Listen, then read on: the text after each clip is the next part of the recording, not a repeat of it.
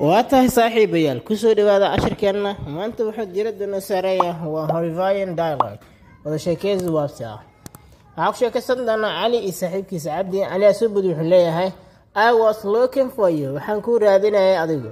as a lost meal sida cirbad ku luntay in the sea badda ku luntay to show you si aan ku tusiyo your feeble daciifnimadaada cabdi asubud wuxuu ku leeyahay kakakaka oo ku qosla markaa Why are you lamenting maxaad uga calaacalaysaa as a woman sida naag his husband taasoo xaaskeeda ama ninkeeda had died ka geeriyooday naag ninkeeda ka geeriyooday kale xad uga cawaadaysaa if you have a confidence in yourself haddaad kalsooni isku qabtid don't hesitate ha ka